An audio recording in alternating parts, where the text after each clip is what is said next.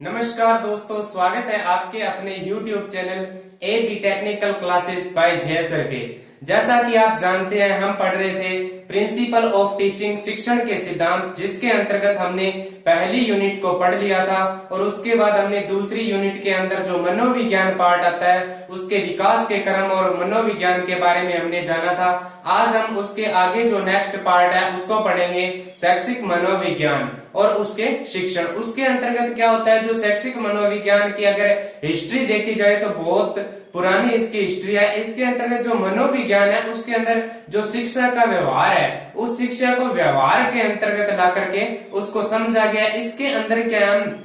अगर मनोविज्ञान को परिभाषित करके देखें तो जो मानव का व्यवहार और मानसिक जो उसकी प्रक्रिया, उसका वैज्ञानिक अध्ययन होता है जो मनोविज्ञान के अंतर्गत आता है। उसके बाद मैंने आपको बताया था कि जो गैरिट नामक के वैज्ञानिक थे, उन्होंने क्या इस साइकोलॉजी शब्द की उत्पत्ति के बारे में बताया। इसको मैं आज दोबारा आपके रिपीट कर देता हूं। जो कि साइकोलॉजी शब्द है, इसकी उत्पत्ति है जो किसने बताया था, गैरिट नामक ने बताया था कि जो ग्रीक भाषा के साइकी प्लस लोगस से बना है, साइकी प्लस लोगस से बना है, जिसमें साइकी का अर्थ होता है आत्मा और लोगस का अर्थ होता है अध्ययन करना, आत्मा का अध्ययन करना। इसका अर्थ ये बताया। उसके बाद जब इसको यानी कि जो आत्मा का अध्ययन है अरस्तु लेकर आए थे, उसके बाद जो 2 नंबर पे विकास क्रम आता है उसमें जो मन या मस्तिष्क का अध्ययन है उसके अंदर क्या पंपोलॉजी नामक वैज्ञानिक है, जो मनोवैज्ञानिक थे, उन्होंने क्या इनको यहाँ पे साइकी की जगह आत्मा को मन माना है या मस्तिष्क का माना है और 2 ही बार इसको क्या उत्पत्ति के बारे में बताया, 2 ही लोगों ने इसको बांटा है। ठीक है, इसके बाद हम उसके आगे पढ़ेंगे जो शिक्षा मनोविज्ञान है उसके बारे में। शिक्षा मनोविज्ञान की जो परिभाषा है उसके बारे में पढ़ेंगे। जो हमारे वैज्ञानिक B.S. स्किनर थे, उन्होंने शिक्षा के रूप में क्या परिभाषा दी थी वो हम पढ़ेंगे। जो कि क्या है कि जो स्किनर है उन्होंने कहा था, स्किनर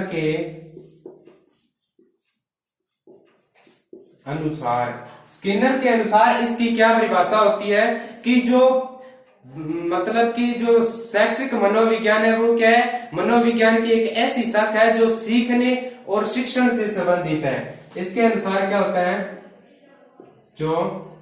शैक्षिक मनोविज्ञान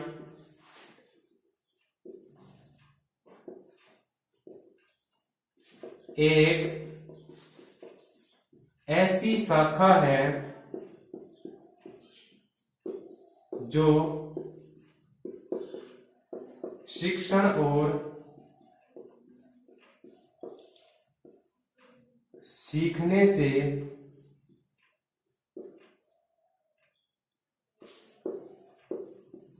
संबंधित है। स्किनर क्या कहते हैं कि जो शैक्षिक मनोविज्ञान है, जो सीखने का मनोविज्ञान है, उसके अंदर ये क्या है, जो शिक्षण और सीखने का अध्ययन है, इसको क्या शैक्षिक मनोविज्ञान है। उसके बाद नए वैज्ञानिक है जो क्या कहते हैं, जो मनोवैज्ञानिक है क्रो और क्रो के अनुसार हम इसकी 2 जो परिभाषा है वो पढ़ेंगे जो हमारे विषय वस्तु के अंतर्गत आती है। शैक्षिक मनोविज्ञान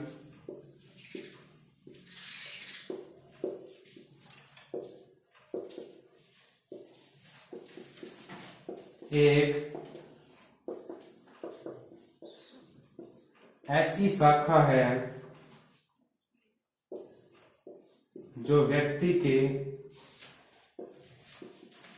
जन्म से लेकर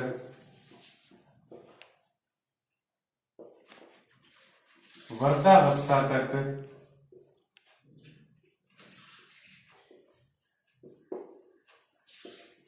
शिक्षण और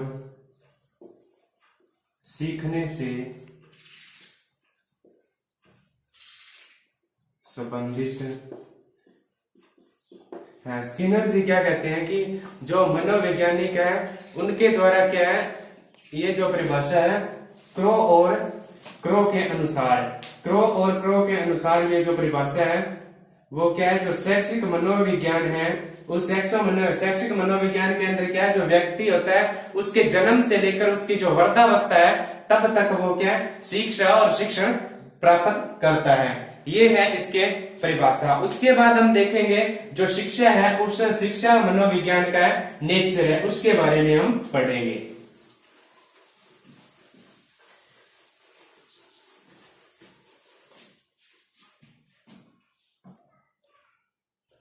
जो अपना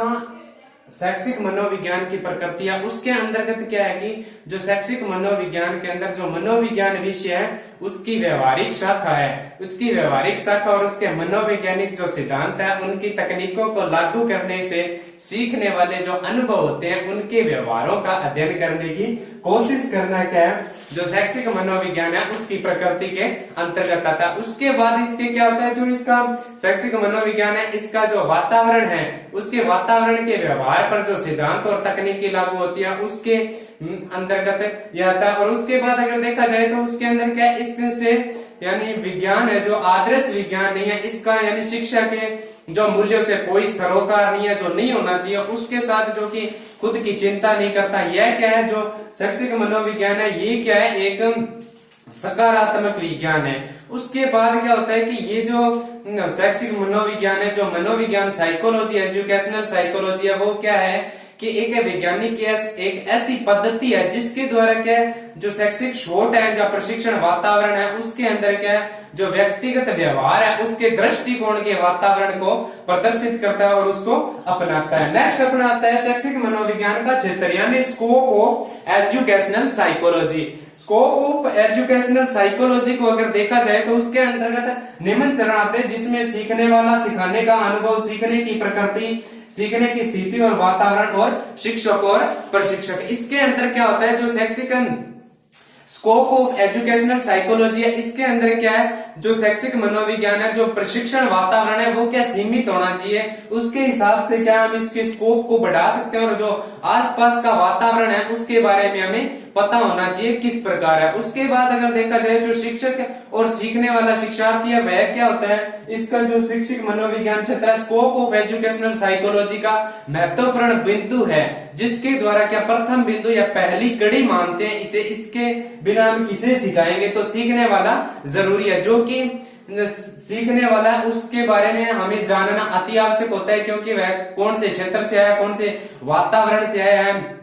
वो क्या पढ़ना चाहता है, उसके मनोविज्ञान से उस शिक्षार्थी के बारे में हम जान पाते हैं। उसके आसपास का विषय क्या है, वो उसका जन्मजात व्यक्तिगत मतभेद क्या है और उसका चेतन अचेतन हास्यप्रद किस प्रकार का उसका व्यवहार है, उसको जानना सबसे पहले बहुत जरूरी होता है। उसके बाद देखा जाए सीखने का अनुभव। सीखने के अनुभव के अंतर्गत क्या आता है, किसी कार्य के चरण में उसका उद्देश्य, उसके उद्देश्य के बाद उसका तय करने का काम, जो सीमा है जो स्पष्ट हो जाती है, उसके बाद उसके अंदर क्या जो अनुभव होता है संतुष्टि के साथ हासिल किया जा सकता है। और जो शैक्षिक मनोविज्ञान में विषय वस्तु है उसके अंदर क्या है ज्ञान और सिद्धांतों से संबंधित है, जिसके अंदर क्या सीखने वाला होता है जो सीखने के योग्य अनुभवों के चयन की सुविधा प्रदान करता है। उसके बाद अपना आता है सीखने की प्रक्रिया, method of learning. Method of learning या अगर लर्निंग ऑफ प्रोसेस देखा जाए या प्रक्रिया मान लो या प्रोसेस देखा जाए तो उसके अंदर क्या होता है जो शिक्षार्थी होता है मनोवैज्ञानिक थीवोट जो शैक्षिक मनोवैज्ञानिक थे उनके अनुसार देखा जाए तो उनके हिसाब से क्या शिक्षा ग्रहण की जो प्रकृति है वो क्या कानून सिद्धांत जैसे विषयों में शामिल है, जिसके अंदर याद रखना, भूल जाना, विचार करना, अवधारणा, चेतन, अवचेतन, अर्धचेतन, उसके हिसाब से हम इसको सिखा सकते हैं और उनके प्रभावी जो समस्या है उनका भाई समाधान कर सकते हैं। उसके बाद देखा जाए जो सीखने की स्थितियां और वातावरण है यानी लर्निंग सिचुएशन ऑफ एनवायरनमेंट को अगर देखा जाए तो उसके अंदर क्या होता है जो क्लासरूम जिसमें हम सिखा रहे हैं या जो लैब है कार्यशाला उसके वातावरण पर निर्भर करता है, जिसके हिसाब से मूल्यांकन, तकनीकी प्रक्रियाएं, मार्गदर्शन और उसकी परामर्श जो कि शिक्षण सीखने की प्रक्रिया में सुचारू रूप से संचालन करने का कार्य करती है, जो किसके अंतर्गत आती हैं जो learning of situation and environment के अंतर्गत आती है। उसके बाद अगर देखा जाए तो नेक्स्ट अपना क्या है शिक्षक और प्रशिक्षक। शिक्षक और प्रशिक्षक क्या होता है, इसकी जो महत्वपूर्ण कड़ी होता है जो कि बहुत महत्वपूर्ण भूमिका निभाता है, उसके साथ वो क्या उसके संघर्षों के अंतर्गत साथ उसे मोटिवेशन प्रदान करता है, उनकी व्यक्तिगत विशेषताओं के और उसकी जो रुचियां हैं उसके बारे में उसको प्रदान करने की कोशिश करता है। उसके बाद जो उनकी विशेषता है उसके प्रकाश डालता है, ताकि जो शिक्षक या प्रशिक्षक है वो क्या है उनके लिए जो आसानी से लर्निंग है उसके हिसाब से वो क्या है उसके अंदर जो अपना महत्वपूर्ण योगदान दे सके। उसके बाद क्या होता है कि जो शिक्षक या प्रशिक्षक होता है उसको अगर देखा जाए तो वो क्या सीखने के साथ और उनके जो अनुभव है उनके साथ साथ शेयर करता है, उनका जो प्रेरक और व्यवहार है, उनके जो समूह व्यवहार है और उनके साथ जो संघर्ष और उनकी इच्छा है उसके प्रसार से किस प्रकार वो अनुभव के साथ उनकी जो शिक्षण सामग्री है वो किस प्रकार निर्धारित करता है, सामग्रियों के हिसाब से उसको व्यवस्थित करना, ग्रेडिंग करना, अनुभव कैसे सीखना चाहिए। उसके आगे देखा जाए तो सीखने की जो कला है, सीखने के साथ साथ जो तकनीक है उनके बारे में जानना, किस प्रकार उनकी अगली जो समस्या आ रही है उनको उनकी समस्या का समाधान करना, ये इसके अंतर्गत आता है। आगे क्या है कि जो शिक्षण प्रशिक्षण कौशल है यानी टीचिंग ट्रेनिंग जो स्किल है उसके बारे में हम देखेंगे। तो इसमें क्या सबसे महत्वपूर्ण क्या होता है, जो शिक्षण प्रशिक्षण कौशल है ये क्या बहुत ही एक जटिल बहुक्रियाशील गतिविधि है, जिसके अंदर क्या है शिक्षक प्रशिक्षक क्या होता है जी जो कार्य है होते हैं उसके लक्ष्य होते हैं उनको साथ साथ लचीले टालने या जो आवश्यकता होती है उनके हिसाब से सिद्धांतों को क्या है ये जो निम्नलिखित सिद्धांत है इसके हिसाब से हम उसको सेट करके उनको अधिक से अधिक सिखाने का प्रयास करते हैं। जिसमें सबसे पहले जो सिद्धांत है वो क्या है, एक प्रभावी प्रशिक्षण में प्रशिक्षुओं के बारे में ज्ञान प्राप्त करना और हमारे पाठ्यक्रम डिजाइन क्लासरूम शिक्षण को सूचित करने के लिए ज्ञान की जानकारी देना समाहित होता है। यानी ये किस प्रकार प्रभावी है, तो इसके अंतर्गत क्या होता है कि जो एक प्रभावी प्रशिक्षण है, प्रभावी प्रशिक्षण के अंतर्गत क्या है प्रशिक्षु होता है उनको ज्ञान प्राप्त करने और डिजाइन करने के लिए केवल हम क्या होते हैं केवल जो शिक्षण सामग्रियां उनसे नहीं कर सकते हैं, उन्हें क्या है जो शिक्षार्थी विभिन्न विशेषताएं सीखने की जो प्रक्रिया प्रभावित कर सकते हैं। जैसे कि उदाहरण के लिए अगर देखा जाए तो सांस्कृतिक जो शिक्षार्थी होता है उसकी पृष्ठभूमि, वो दुनिया को कैसे देखते हैं, उनकी अनुशासनात्मक पृष्ठभूमि, उसके हिसाब से हम उनको देखते हैं। जिसके अंतर्गत अगर देखा जाए तो शिक्षार्थी क्या होते हैं जो अनुशासनात्मक पृष्ठभूमियां उनके द्वारा क्या शिक्षार्थी विभिन्न जो समस्या उनका सामना करते हैं, जिससे क्या है उससे पूर्व ज्ञान को बेशक क्या होता है जो शिक्षक होता है वो शिक्षण नए आकार में देकर उनकी जो समस्या उनका क्या है समाधान करता है। उसके बाद जो नेक्स्ट सिद्धांत है ये क्या है कि प्रभावी शिक्षण के जो 3 घटक मानते हैं। इस सिद्धांत के अनुसार क्या 3 घटक है। जो सबसे पहला घटक है वो क्या सीखने का उद्देश्य, उसका आकलन। उसके बाद क्या है निर्देशात्मक जो गतिविधियां हैं, जो निर्देशात्मक गतिविधियां हैं वो किस प्रकार ये अपने जो शिक्षण सिद्धांत है टीचिंग लर्निंग स्किल है उसके अंतर्गत वो जीवन में लेके किस प्रकार आता है। तो किस प्रकार लेके आता है तो उसमें सबसे पहले क्या होता है जो शिक्षण क्या होता है सबसे अधिक प्रभावी होता है, शिक्षण अधिक प्रभावित होता है तो वो क्या है जो सीखने की स्थितियां वो अधिक क्षमता को बढ़ाता है। उसके बाद शिक्षण है जो क्या है प्रशिक्षक के रूप में सिखाने से और उनका जो उद्देश्य है उनको पूरा करने में और सरलता से उन्हें सिखाने में मदद करता है। उसके बाद हम उनके जो सीखता है उसका आकलन करके मूल्यांकन करके उसको क्या है आगे मोटिव करते हैं करने के लिए। उसके बाद उनको हम आसान निर्देश देके जो कार्य है उसकी प्लानिंग के हिसाब से उनको बता करके हम क्या उन्हें करने में मदद करते हैं। जो सिद्धांत है ये क्या प्रशिक्षण शिक्षण के कौशल में प्रभावी ढंग से सिद्ध होता है। नेक्स्ट हमारा जो है सिद्धांत है वो क्या होता है कि नेक्स्ट जो सिद्धांत है वो क्या प्रभावी जो शिक्षण होता है। एक प्रभावी जो शिक्षण होता है उसके उद्देश्य के बारे में उसकी उपेक्षाओं को स्पष्ट करके क्या है हम उसकी प्रभावी जो शिक्षण की विधियां उसके उद्देश्यों के नीतियों के बारे में जो क्रियान्वयन नीतियां उनके बारे में हम उनको कौशल प्रदान करने में सहायता प्रदान करते हैं। नेक्स्ट हम अपना उद्देश्य देखेंगे या सिद्धांत देखेंगे जिसमें क्या है जो प्रभावी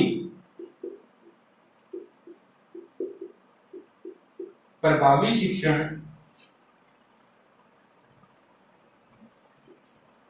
उद्देश्यों के बारे में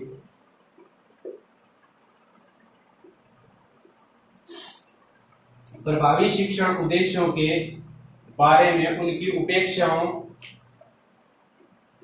को स्पष्ट करना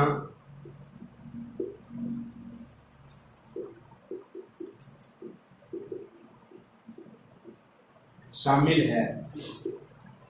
इसके अलावा इस प्रभावी शिक्षण के अंतर्गत क्या है, सीखने के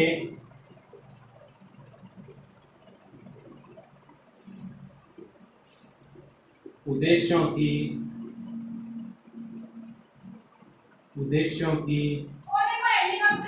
नीतियों के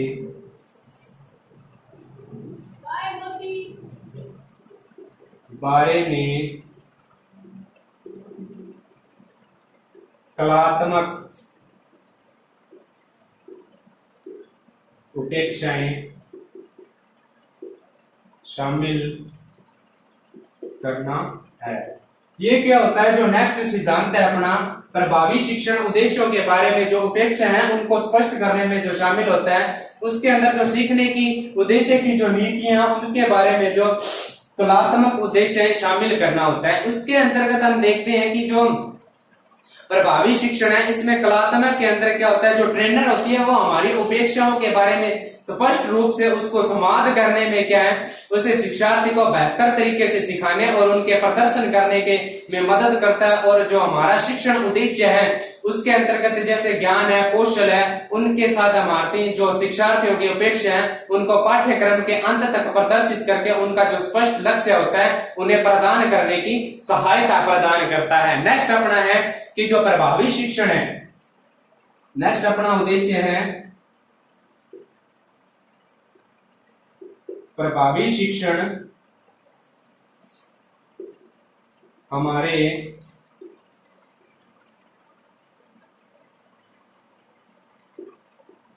हमारे द्वारा चयनित ज्ञान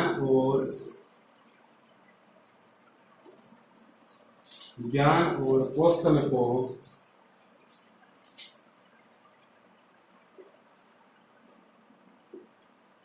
प्राथमिकता से केंद्रित करना शामिल होता। नेक्स्ट अपना जो उद्देश्य है, सिद्धांत है शिक्षण कौशल प्रशिक्षण का, उसके अंदर क्या है, जो प्रभावी शिक्षण है उसके द्वारा क्या है, जो चयनित ज्ञान और कौशल के द्वारा जो प्राथमिकता होती है उसके अंदर जो केंद्रीय होती है उसको शामिल करना इसके अंतर्गत होता है। जिसमें क्या एक कोर्स के अंदर क्या होता है, बहुत अधिक ज्ञान देने की कोशिश, जो बहुत अधिक एक ही कोर्स को अधिक करने की कोशिश करना नहीं चाहिए। उसके बाद क्या बहुत अधिक सही ढंग से क्या शिक्षार्थियों को जो सीखने से खिलाफ कार्य करते हैं वो क्या है कि हमारे जो निर्णय लेने में आवश्यक होते हैं उनको क्या नहीं करना चाहिए। उसके बाद जो मुश्किल करने वाले होंगे कौन सी शिक्षण सामग्री है, उसके अंतर्गत जो पाठ्यक्रम है, कोर्स है, उनका जो मापदंड है उनको निर्धारित करना और जो अनुभव कोर्स और जो पाठ्यक्रम है उसके अनुसार जो पाठ्यक्रम की स्थिति है उनकी इकाइयों की संख्या के हिसाब से उस कोर्स को बांटकर छोटे इकाइयों में प्रदर्शित करके उस कौशल को क्या प्राथमिकता से परिपूर्ण करने में सहायता प्रदान करता है। उसके बाद जो नेक्स्ट अपना शिक्षण प्रशिक्षण कौशल का जो प्रभावी शिक्षण है वो क्या कहता है, वो सिद्धांत क्या कहते हैं उसके बारे में हम देखेंगे। उसके अंतर्गत क्या होता है, जो प्रभावी शिक्षण है वो क्या है, हमारे सीखने के जो लक्ष्य हो तो उनको समर्थन करने में, यानी कि जो प्रभावी शिक्षण है, प्रभावी शिक्षण हमारे सीखने के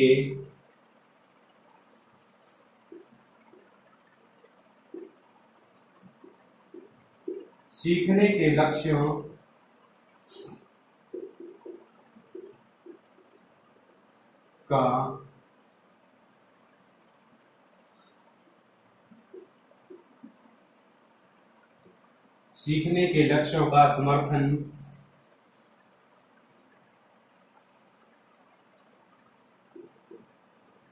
करने के लिए उपयुक्त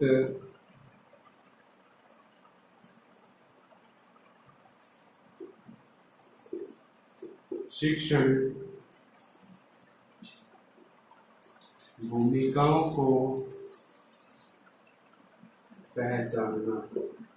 ये क्या है? शिक्षण भूमिकाओं को पहचानना, यानी कि जो शिक्षण प्रभावी शिक्षण है वो सीखने के लक्ष्यों का समर्थन करने के लिए उसमें उपयुक्त जो शिक्षण भूमिका है उसको पहचानना। किस प्रकार हम पहचान सकते हैं? उसके अंदर क्या होता है, जो शिक्षण प्रशिक्षण की जो कौशल नीतियां उसके हिसाब से क्या है, जो यानी कि अगर उसको देखा जाए कि जो शिक्षण है उसके अंतर्गत जो विभिन्न भूमिका उसको निभा सकते हैं हम। उसके अंतर्गत जो इन भूमिकाओं के अंदर जो उद्देश्य सीखने के उद्देश्य कार्य आते हैं, जैसे अनुदेशात्मक गतिविधियां होगी, समर्थन हो गया। उदाहरण के लिए जैसे सिंक्रोनाइजर, मॉडरेटर, चैलेंजर या कमेंटेटर होते हैं, उनके हिसाब से उनकी जो गतिविधियां उनके लक्ष्य को समर्थन करने में उनकी सहायता प्रदान करता है। उसके बाद क्या होता है, जो हमारा नेक्स्ट आता है उस प्रभावी शिक्षण के अंतर्गत क्या है, जो चयनित जो नेक्स्ट प्रभावी शिक्षण विशेषज्ञ है, इसके अंतर्गत क्या आता है, जो प्रभावी शिक्षण है, प्रभावी शिक्षण हमारे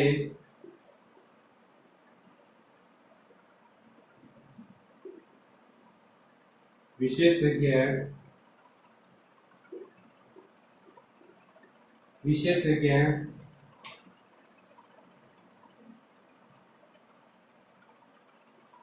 कमजोर विषयों को पहचानने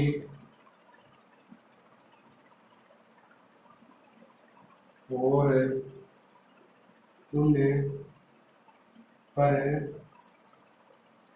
उन पर क्या है, नियंत्रण जो है वो नियंत्रण पाना शामिल होता है। यानी कि जो हमारी जो प्राथमिकता है, जो सिद्धांत है, उसके क्या है, उनको अगर हमारा जो कोई भी विषय है वो अगर कमजोर है तो उसको क्या हम सुदृढ़ या मजबूत कैसे बना सकते हैं, उस पर नियंत्रण पाएंगे। सबसे पहले उसको नियंत्रण पाके उसके बारे में जानकारी प्राप्त करके उनको क्या मजबूत करने की कोशिश करेंगे, जिससे क्या विद्यार्थी जो अपने साथियों से बिछड़े ना और जो उनकी विकसित प्रक्रिया उनसे अलग ना हो। इस प्रकार से क्या जो विशेषज्ञ ऐसा करना वैसे कठिन होता है, लेकिन जो शिक्षार्थी होता है अगर वो रुचि रखे या मोटिव होके किसी प्रकार प्रेरणा प्राप्त होके वो क्या है उस कमजोर विषयों को अपनी सहायता से और जो प्रशिक्षक होता है उसकी सहायता से उसको मजबूत बना सकते हैं। उसके बाद क्या दूसरी तरफ अगर देखा जाए तो जो शिक्षार्थी होता है उनके पास पर्याप्त पृष्ठभूमि और अनुभव न होने के कारण उसे नहीं कर सकते और भ्रमित हो जाते हैं। उस भ्रमित से क्या है उसको निकाल कर उनके विषय वस्तु को क्या मजबूत किया जा सकता है, जिससे क्या होता है कि जो हमारा ज्ञान होता है, कौशल होता है, उसको चिन्हित करके हम उसको स्पष्ट रूप से संवाद करने में सहायता करते हैं, जैसे हम समझते हैं उसको महत्व जो नहीं समझ पाता है, ताकि उसकी जो विशेष सोच है जो क्रियान्वित करने का अभ्यास उसके अंतर्गत वो कर सकता है। नेक्स्ट अपना आता है जो इसका प्रभावी शिक्षण सिद्धांत है। इसके अंदर हमारा जो लास्ट सिद्धांत है ये क्या कहता है कि जो प्रभावी प्रशिक्षण है वो क्या है, प्रतिबिंब और उसकी जो प्रतिक्रिया है, उस प्रतिक्रिया के अंतर्गत क्या है उसके आधार और उत्तरोत्तर जो परिष्कृत जो गतिविधि है वो क्या शामिल होना है। तो नेक्स्ट हमारा जो प्रभावी सिद्धांत है वो क्या कहता है कि जो प्रभावी सिद्धांत है, प्रभावी सिद्धांत में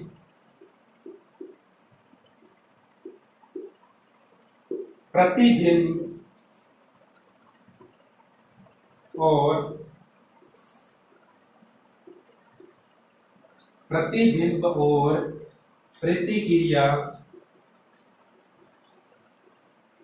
प्रतिक्रिया आधार पर उत्तरोत्तर परिष्कृत पाठ्यक्रम को शामिल करना। क्या होता है जो प्रभावी सिद्धांत है उसमें प्रतिबिंब और जो प्रतिक्रिया उसके आधार पर क्या है जो उत्तरोत्तर पाठ्यक्रम है उसको शामिल करना। इसके अंतर्गत अगर देखा जाए तो क्या आता है कि जो इस प्रकार जो परिष्कृत पाठ्यक्रम है उसके हिसाब से शिक्षण के लिए जो अनुकूल आवश्यकता होती है उसमें क्या हमें अपने शिक्षण और लगातार चिंतन करने के लिए जो उपयुक्त होने पर जो परिवर्तन करने की आवश्यकता उसे क्या है और उसे कैसे बदलना है। इसके अंतर्गत क्या हमें इसके लिए जो शिक्षण है प्रभाव से प्रासंगिक जो जानकारी है उसके प्रशिक्षण करने की आवश्यकता होती है, जिससे कि हम एक पाठ्यक्रम के जो शिक्षण उद्देश्य है, जो सामग्री संरचना है, उसके प्रारूप और उनका जो संशोधित है उसको कर सकता है, अन्यथा हमारा जो शिक्षण है वो क्या संयोजित नहीं कर सकते। इसके बाद हम देखेंगे शिक्षण सिद्धांत और जो प्रिंसिपल ऑफ टीचिंग है, प्रिंसिपल ऑफ टीचिंग को देखेंगे जो हम पढ़ रहे हैं।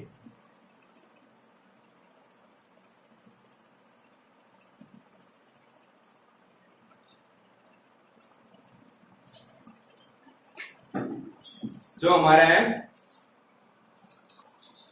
शिक्षण के सिद्धांत के अंतर्गत हम प्रिंसिपल ऑफ टीचिंग के अंतर्गत हम देखेंगे जो कौन कौन से सिद्धांत होते हैं। सबसे पहले जो शिक्षण का सिद्धांत है, इसके अंतर दो सिद्धांत कार्य करते हैं, एक तो सामान्य सिद्धांत होता है और एक होता है मनोवैज्ञानिक सिद्धांत। इसके अंदर जो शिक्षण के अंदर व्यवहारिक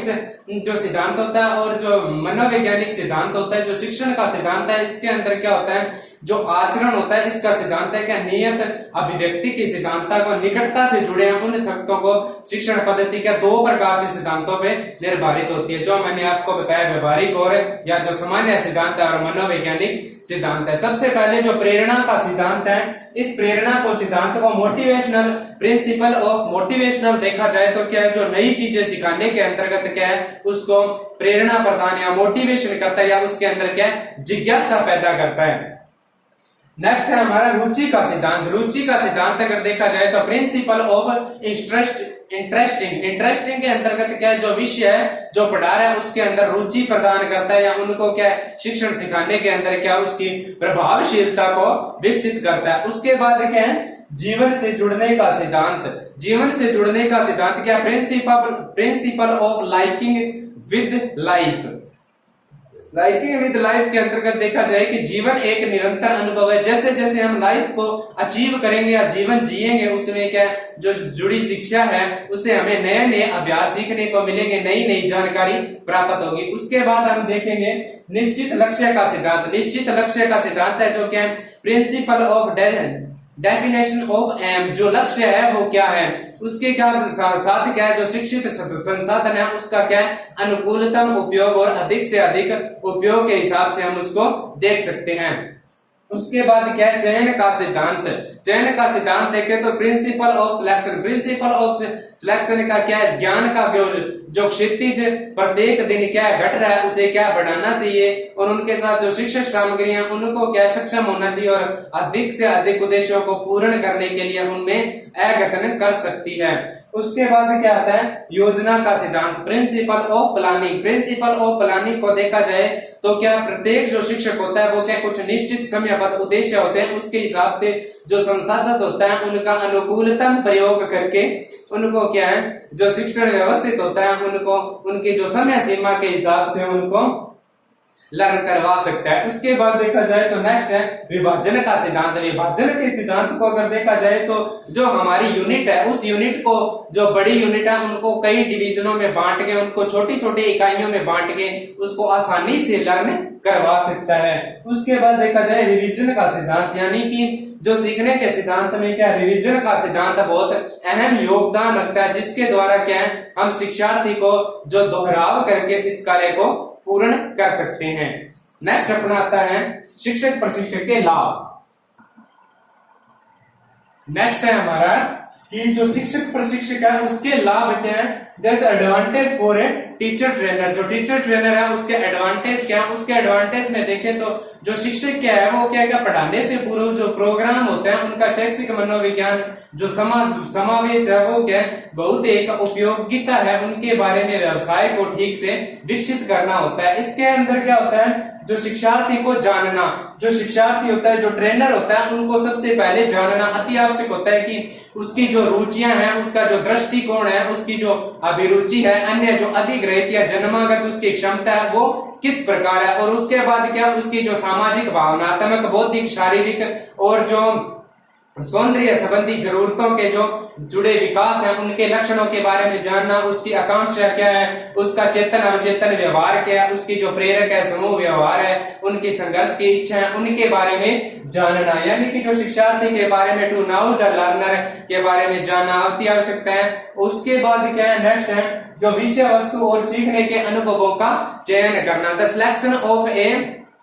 organise the subject matter of learning experience. इसके हिसाब से अगर देखा जाए तो इसके अंतर्गत क्या है, जो शिक्षार्थी के जानने के अंतर्गत अगर जो विषय आता है उसके हम देखें तो किस प्रकार के जो शिक्षण के अंतर्गत वो रुचि रखता है, उसका एक्सपीरियंस, उसका जो अनुभव है किस प्रकार है, वह किस प्रकार के प्रश्नों का उत्तर देना है, और पाठ्यक्रम के निर्माण के अंदर साथ साथ जो सीखने वाला उसकी विशेषताओं के ज्ञान के प्रशिक्षण के बारे में जो प्रत्येक चरण है उसकी प्रकृति और उनके नियमों की आवश्यकता होती है, उनके हिसाब से जो शैक्षिक मनोविज्ञान के अंतर्गत आते हैं। उसके बाद शिक्षण के साथ साथ सीखने की कला और जो तकनीकी सुझाव है उनके बारे में अगर देखा जाए तो क्या है कि to arrange learning situation of environment. तो इसके साथ क्या होता है, जो वातावरण होता है, उनकी जो उपकरण सुविधा होती है, शिक्षण अधिगम जो प्रक्रिया है, जो शिक्षण वातावरण है उसके हिसाब से अगर देखा जाए तो उसके अंतर्गत क्या होता है, जो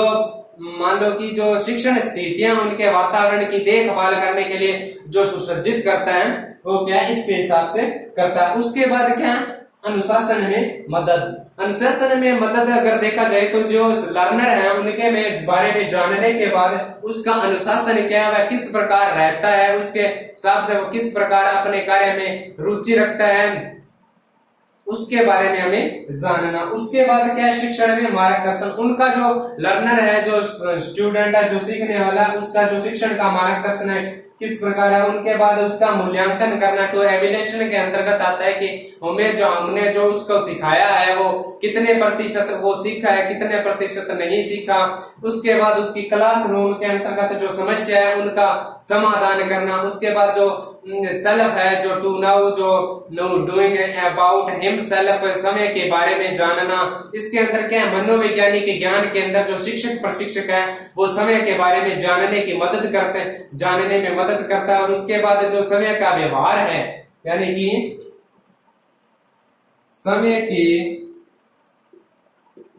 बारे में